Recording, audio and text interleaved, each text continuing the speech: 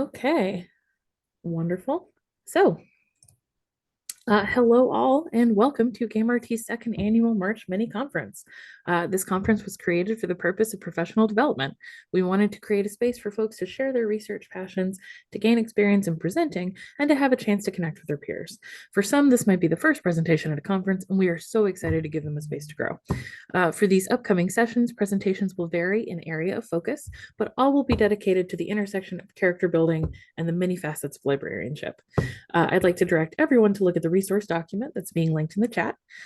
It contains our code of conduct as well as a plethora of interesting and useful resources to dive into. If you have any questions or encounter any technical problems throughout the conference, we will have moderators in chat to help you out. And if you want to geek out together, we've created a Discord channel for each panel so you can connect before, during, and after all of our sessions today. For a full list of today's events, there's also a program. Follow the link that's being put in chat. And now let's get this conference started. So, welcome to the first panel of GameRT's March mini conference. Claire, I'm going to ask you to turn your camera off for now, okay? The mini conference this year is on building character. I am Molly Porter. My pronouns are she, her, and I am the GameRT programming co-chair as well as a GameRT board member. I'm also an adult and teen services librarian in Louisiana. This session will run from now until 10:45 Central Time, and it is being recorded live and streamed on Twitch. Hi, Twitch audience. All recordings of sessions will be available on our Twitch channel after the event. Copies of the slides for presentations are linked in the resource doc, which will be added in chat if it hasn't been already, though I think it has been. For this session, we'll have two presentations followed up by a Q&A. If you have questions for the presenters, please let us know who that question is directed to, and please try to use the Zoom Q&A chat, the Zoom Q&A function rather than putting them in chat, because if you put them in chat, easier for them to get lost. If you are on Twitch and watching and you have questions in the Twitch chat, we do have people that are going to be monitoring the Twitch chat to grab those questions so that I can relay them to presenters. That all said, let's get started.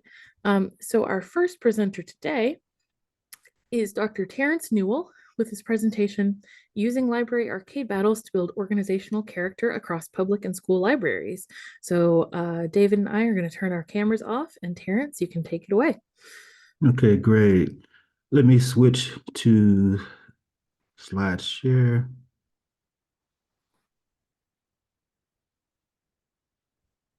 Okay.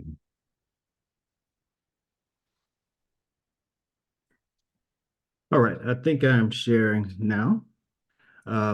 Okay, so thanks for having me today. I'm Dr. Terrance Newell, and I'll start by telling you guys a little bit about myself. I earned my master's degree in library and information studies from the University of Southern Mississippi. I earned my PhD from the University of Wisconsin-Madison. My PhD is in information studies, and my PhD minor is in instructional systems technology. I spent most of my career in academia teaching game theory and game design. However, I have worked as a school librarian, a technology librarian, and as a public library director. I'm currently the co-founder and editor of Library Arcade. Library Arcade is an educational gaming platform for libraries. All right, so I was very excited to see the theme for this year's conference. When we hear the phrase character building, we typically think about processes and experiences that augment individuals, but the phrase character building actually made me think about discussions that me and my staff would often have when I was the director of a public library. We would often strategize about ways to shift the library's external image to better align with how we internally saw ourselves. An external image, which is the image of the library as perceived by the service community, is actually called organizational character in the fields of business and also organizational studies. Now, a simple exercise to give yourself insight into the library's external image is to ask a sample of your service community to do two things. First, you ask your service community sample to imagine that your library has magically transformed into a person overnight. And second, ask them to list 5 to 7 adjectives or phrases that describe the identity or the personality of that new library as person. Now, I'm pretty sure that they would describe your library as a gamer, but would they just, I mean, as a reader, but would they describe your library as a gamer? I understand that many professionals will say that it's not very important to cultivate gaming as a part of organizational character. And I would agree, depending on the library's purpose. If the purpose of gaming is simply to promote a game or gaming as a periodic workshop, then it may not be quite important. However, if the purpose is to use gaming to promote libraries or to use gaming to promote information skills, then you should think about actions, activities, or events that would actually build gaming as a part of organizational character. As I stated at the beginning of the presentation, I am the co-founder and editor of Library Arcade. Our goal is to create games and gaming environments that promote libraries, promote librarianship, and promote information skills. We believe that libraries could use high visibility, high impact, high engagement gaming experiences to build and cultivate gaming as a part of their organizational character. Now, libraries are doing this currently in many ways. Some libraries are implementing highly visible and highly impactful tabletop gaming experiences. Other libraries are implementing breakout rooms, Minecraft events, etc. At Library Arcade, we are simply attempting to expand possibilities for public and school libraries with our arcade-style gaming competitions called Library Arcade Battles. Now, conceptually, this is how a Library Arcade Battle looks. Now, remember, this is designed for school and public libraries. Within the Library Arcade platform, public libraries can host branch or system battles, and school libraries can host school or district battles. Now, within the branch or school mode, you will see 35 students within a school or 35 patrons within a branch competing against each other across 6 gaming levels for the top spot on a library leaderboard. Now, as I stated, libraries can also host system or district battles. Within this mode, you have small teams representing different branches or small teams representing different schools competing across 6 gaming levels for the top spot on the library leaderboard. Each gaming level has a progressively challenging objective related to a set of library skills. And across the levels, gamers must use both library skills and gaming skills to complete library tasks, to earn library skill cards, to defeat in-game characters called bandits that are always attempting to take your books from the library, and to compete against their real-life peers on the library leaderboard. So this is how it looks conceptually. But let's take a quick look inside some of the levels of a particular battle called bookshelf battle. Now, as I stated before, every battle has 6 levels. Bookshelf battle also has 6 levels. Level 1 of bookshelf battle is called sliding shelves. If library gamers successfully complete this level, they'll earn the novice card. To earn the skill card, gamers must do 4 things. First, gamers must remove 200 books from the library shelves that are not standing straight up or facing the correct way. The bookshelves move pretty quickly, therefore, focus, speed, timing are required. Second, gamers must collect 100 gold coins. They should only collect gold coins. They should never collect red coins. All coins are not created equally. Face coins are more valuable than letter coins. Third, gamers must keep a group called the bandits out of the book collection. If they spend too much time in the book collection, they will take your book. And fourth, gamers must defeat the weakest bandit boss called Rando. So let's take a quick look inside of level 1 gameplay.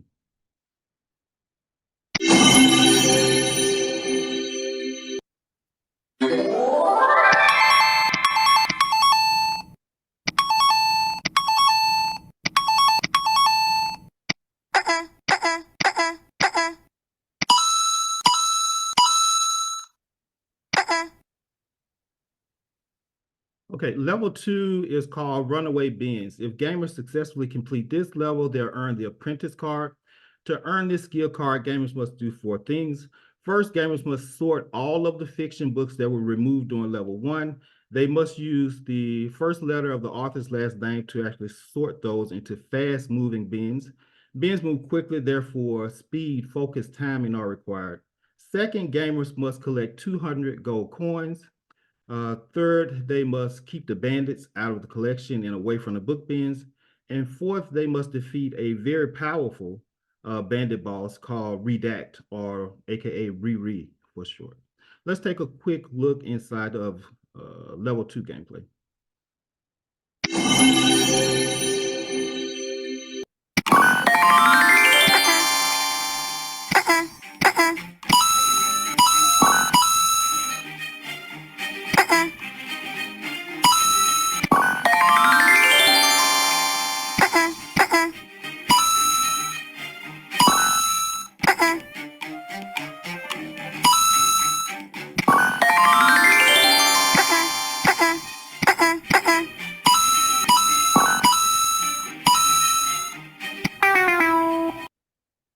Okay, level 3 is called Display Builder. If gamers successfully complete this level, they'll earn the Warrior card. To earn this card, they must do 4 things.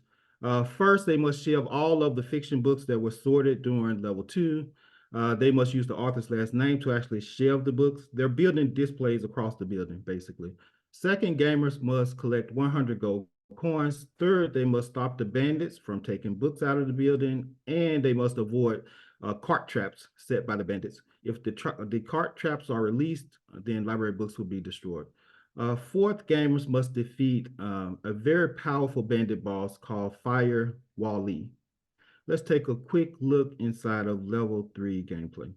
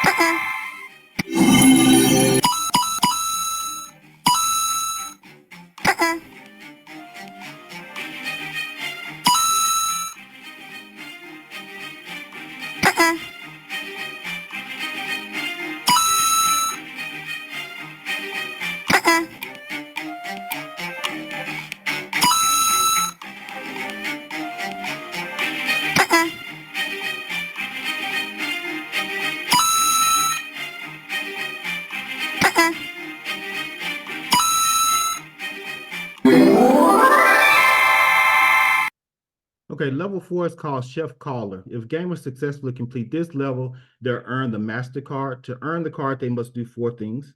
In this level, the bandits removed all of the nonfiction books from the library, and the librarians actually using shelving drones to return the books.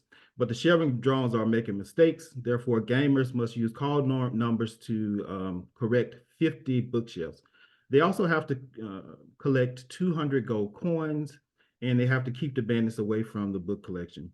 During this level, they must defeat a very powerful boss called Little Stacks, and he is difficult. Let's take a quick look inside of level 4 gameplay.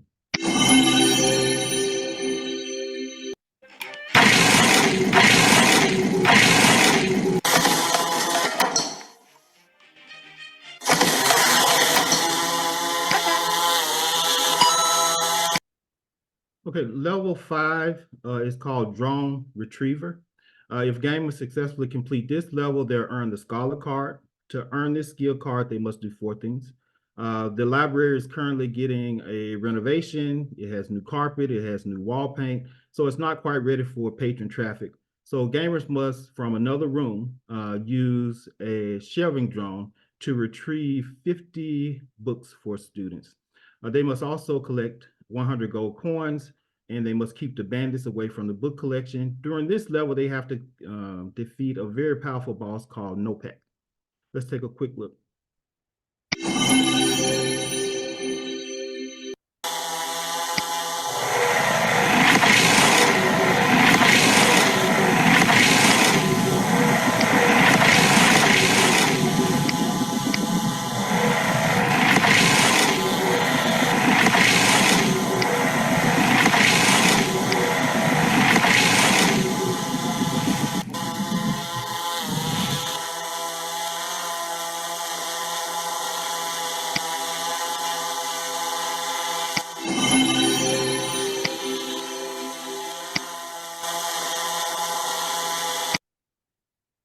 Okay. During the final level, level 6, it is entitled Tunnel Runner. If gamers successfully complete this level, they'll earn the wizard card. To earn the card, they must do 4 things. First of all, the librarian found the bandits' underground lair, and gamers must enter the lair and rescue books that were taken. They must successfully sort 60 nonfiction books into Dewey Decimal Bin. They must also collect 200 gold coins and keep the bandits from escaping with the books. And they must also avoid traps. Fourth, they must defeat the leader of the bandits called Cirque. Let's take a quick look inside of gameplay.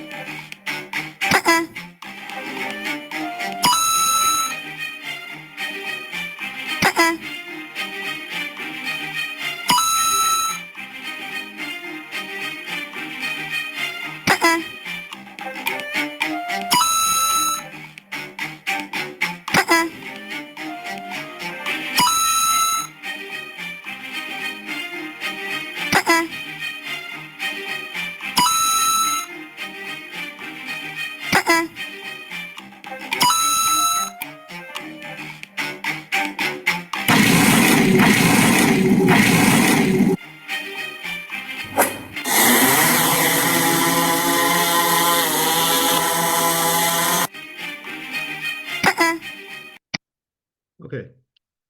So due to the high visibility, the high engagement, and high impact design of the platform, we believe that library arcade battles could be used to cultivate gaming as aspects of organizational character.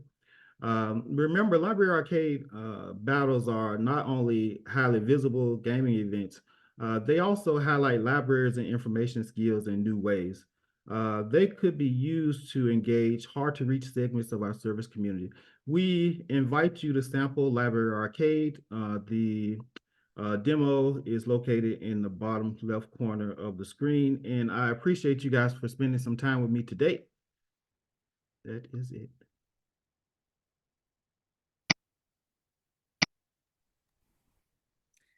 Wonderful. Thank you so much, Terrance.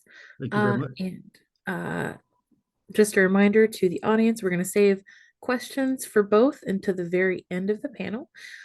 So at this point, I am going to turn it over to our second presenter, David J. Perlman, with his presentation, Dragons in Detention, a micro RPG for school-age kids to learn RPG basics and reinforce social and emotional learning. So let's see. David, you'll need to turn your camera on.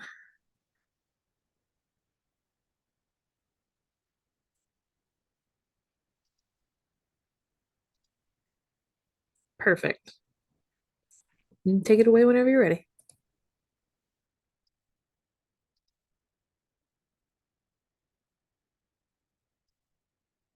Test 1, 2, 3.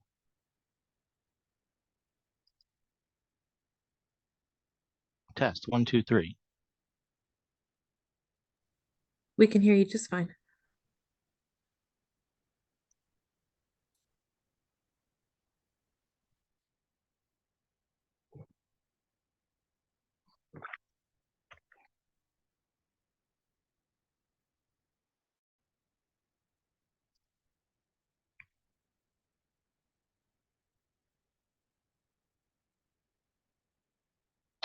All right, can you guys hear me? We can hear you. Okay, I had to adjust volume. I have a house full of people who are working from home, so I apologize. I went ahead and put my bio across. Did you want me to go ahead and screen share and start? Yep, whenever you're ready, go ahead. Wonderful.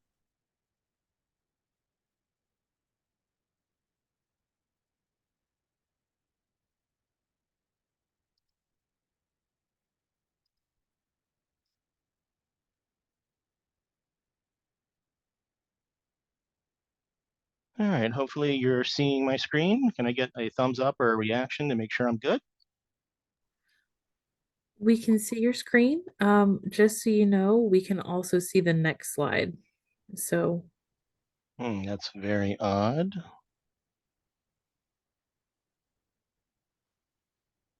How's that? perfect. Excellent. So you guys want to excuse me? I'm getting a little bit over a cold, so if I clear my throat a lot, I apologize.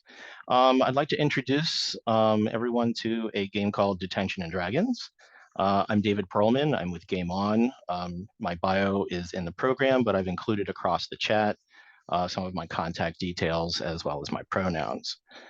Given the time, I'm going to try to hurry through this so we can get to more Q&A. But it is going to be recorded.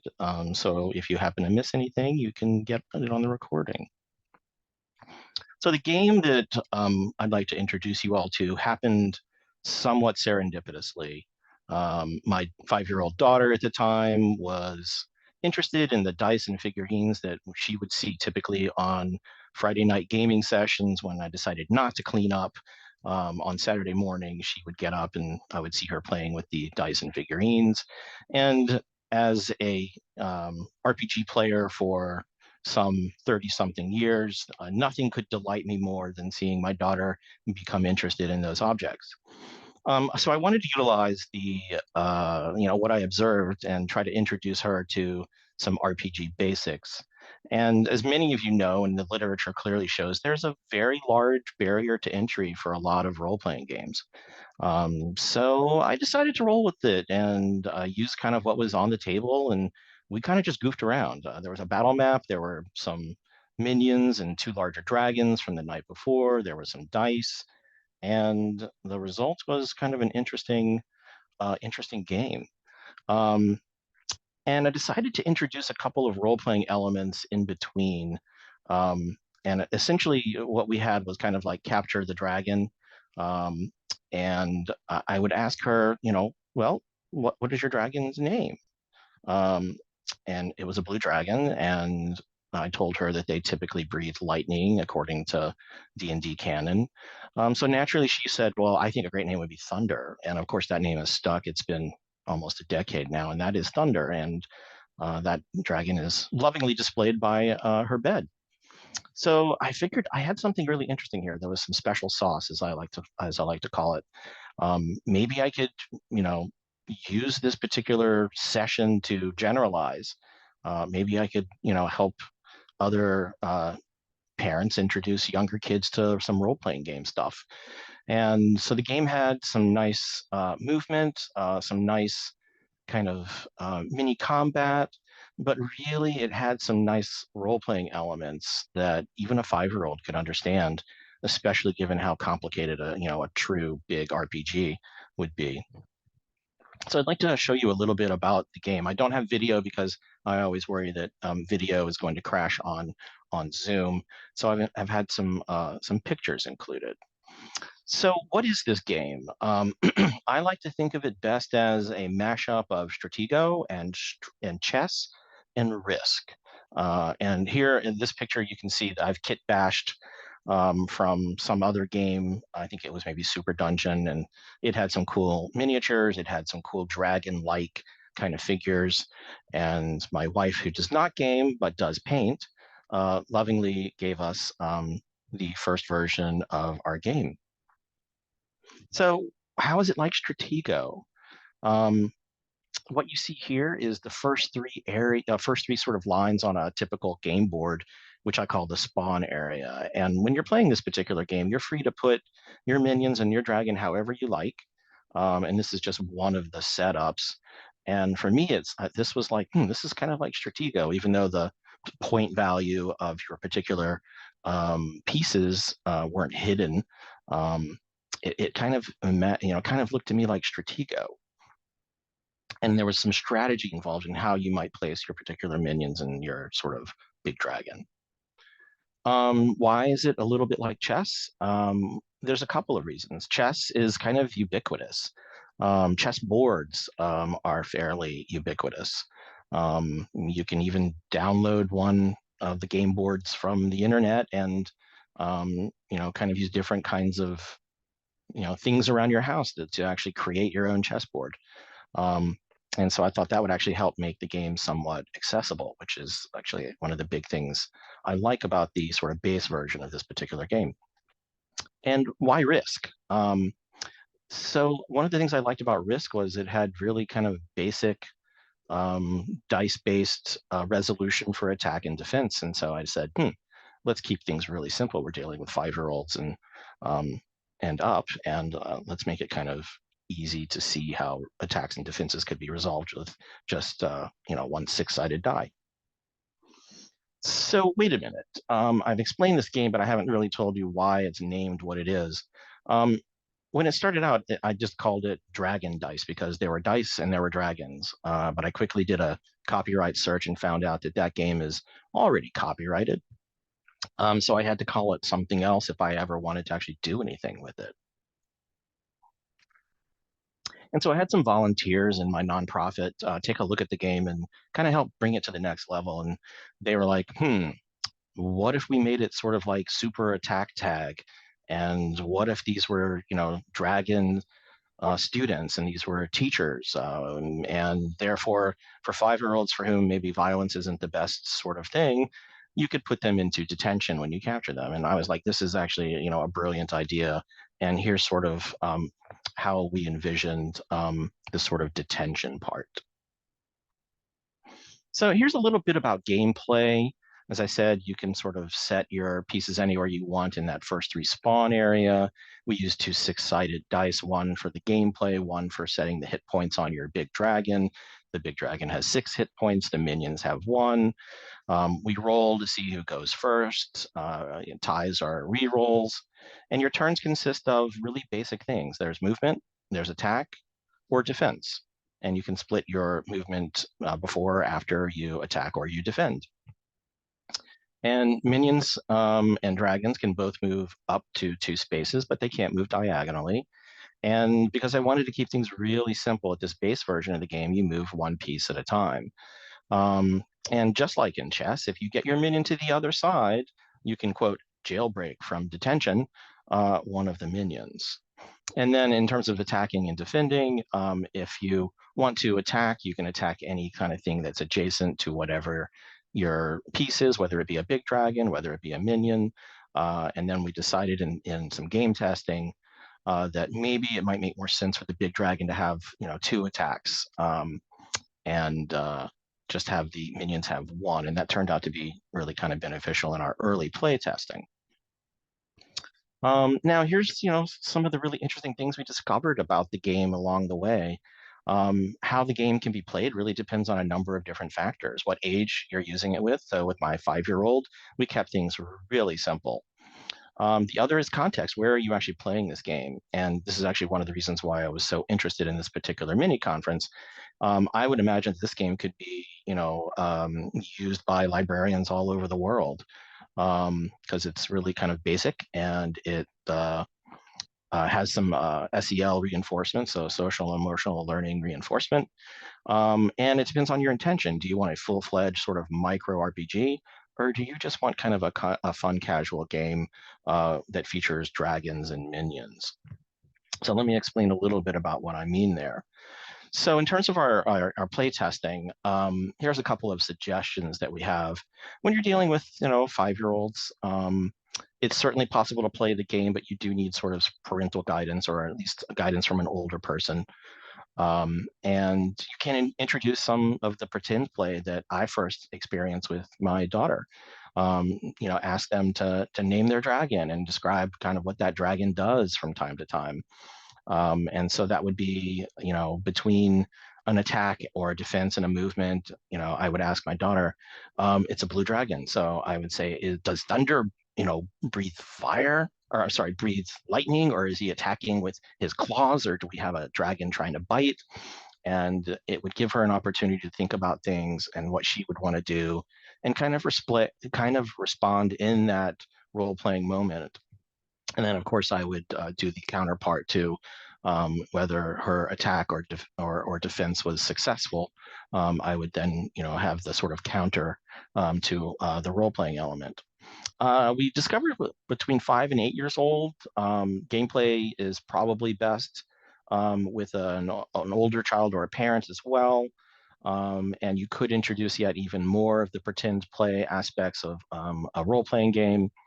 8 to 10, we discovered you could play independently, especially after a brief introduction. So 2 8 to 10-year-olds could certainly play. And this is kind of where we really have seen an interesting thing with the game. Um, my experience with 8 to 10-year-olds, especially those who like to play full-fledged kind of RPGs, is they become murder hobos. It's a hack and slash. They like a video game. One of the kids even asked us, "Where's my loot drop?" after they kill the minion, and I was like, "Wow, we really are dealing with a much different kind of experience." And most of my 8 to 10-year-olds, it kind of defaults down to a hack and slash video game-like experience. If you're not intentional about how you play. It's not saying that you can't be, but if you just sort of let the two kids go at it, they just, really like to, have their minions go out and attack each other and attack the dragon, and that's kind of how the game is. The 10-year-olds we discovered were very sophisticated and wanted us to introduce more, complex elements. And it became a full-fledged micro RPG with elements. But we also noticed that sometimes, they would even devolve into the more hack and slash kind of things after they had an experience with the RPG elements. So that was kind of what we learned during our play testing elements of this particular game. Some recommendations if you do decide to have this game, and we will be making an open access base version of this game available. It's actually undergoing peer review right now. And as you'll see as we get towards the end, I will provide a QR code, and people can actually provide me with their information, and we're happy to send you, after that peer review is done, a PDF with the basic version of the game, including how you can use bottle caps and other sort of household items, or a chess set if you happen to have chess sets in your library. So here are some recommendations. I always recommend using open-ended questions because that really helps us bolster the imagination, even with 5-year-olds. So rather than saying, does your dragon attack with lightning or claws, ask, what does your dragon attack with? And sometimes when you're playing with kids who are younger, or maybe those who might have neurodevelopmental issues, such as decreased cognitive processing speed or executive function delays, because this is typically the kind of population that I work with. Providing some force choices might be a good option here. Does your minion use a sword or their claws to attack?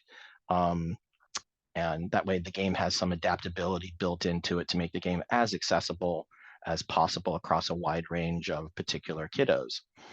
I personally am a very goofy person, and I'm glad my daughter appreciates that about me.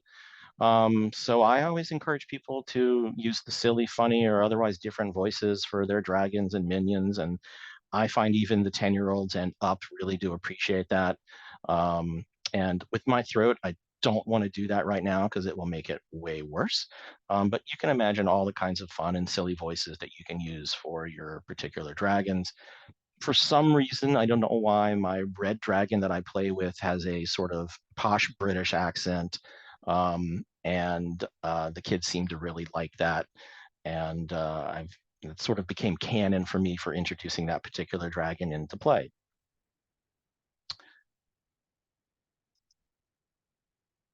So I mentioned that it has some social, emotional learning reinforcement. This is kind of one of the nice things about the game.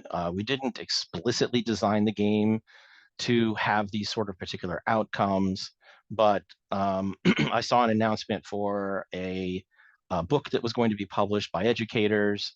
And so I really thought that I really wanted to see what sort of social emotional learning we might be able to introduce into the game to help reinforce those who want to see these things in their curriculum. And dice rolling is great for arithmetic skills, especially counting and especially comparison of different values and determining what's higher, equal to, or lower than, especially with 5-year-olds and in that sort of range.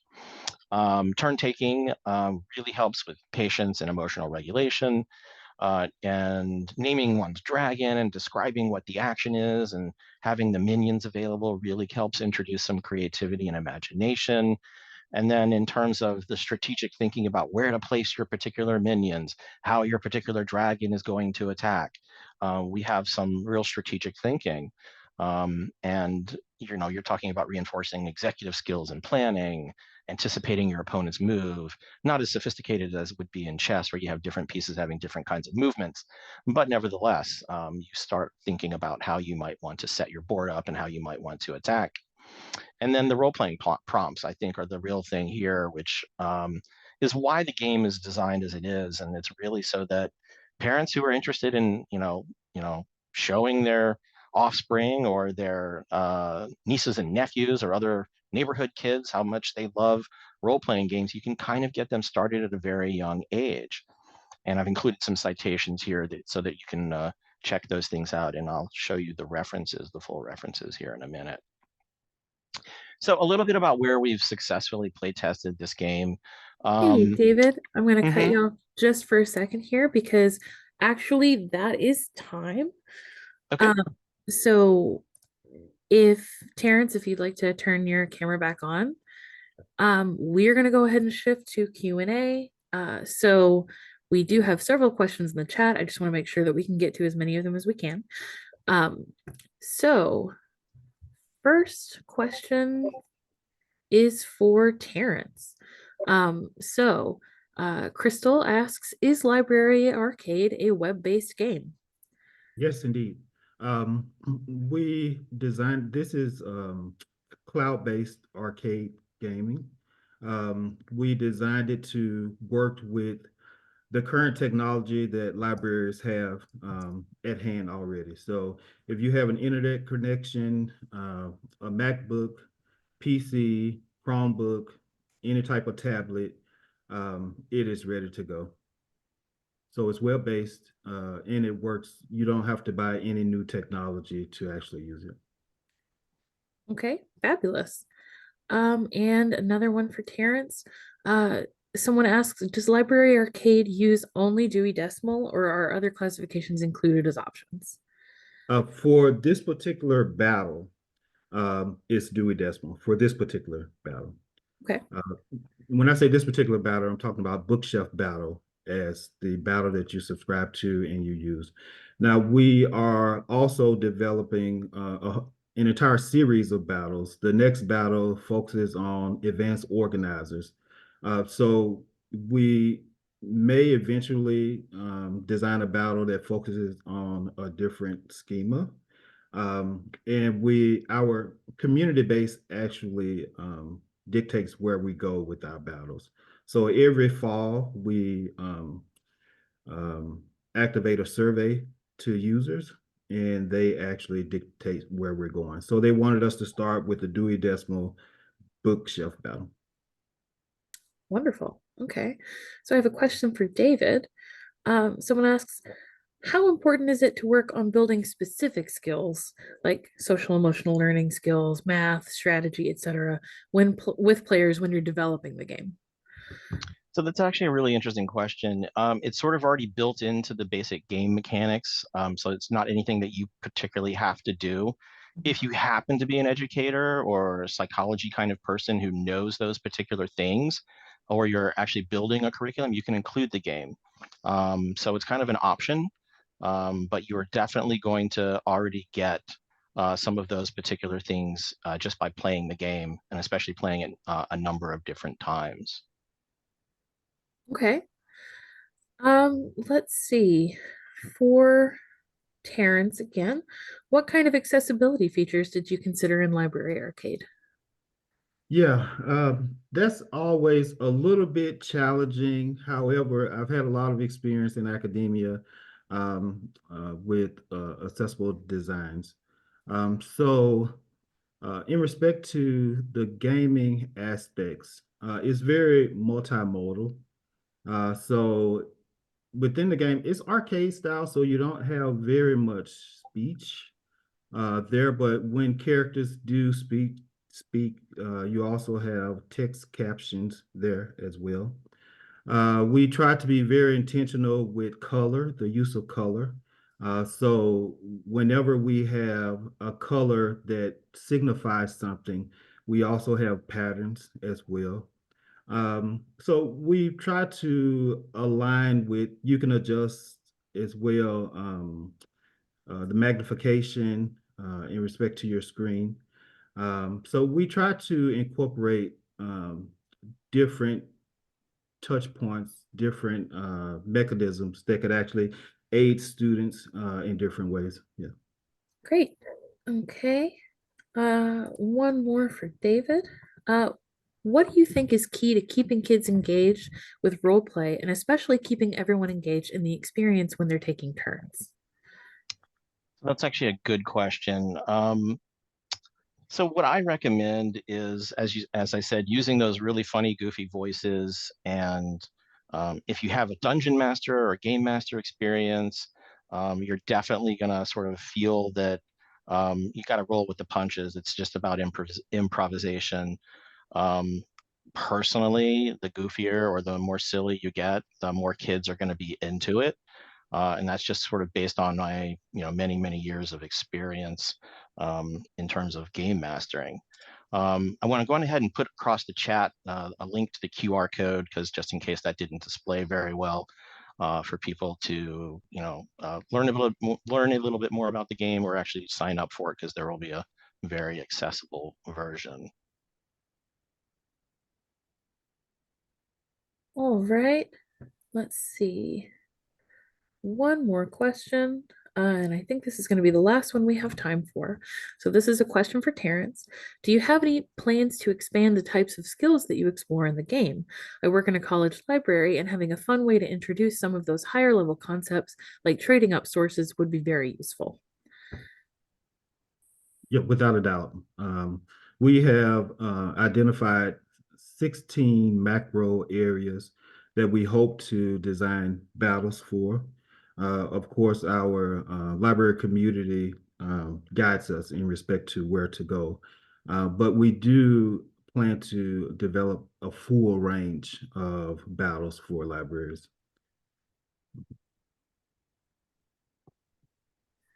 Great. Thank you both so much. A quick note, we would love for attendees to provide some feedback to our presenters, and we have decided to incentivize you to fill out the feedback survey. It's 4 short questions, 3 multiple choice, 1 text entry.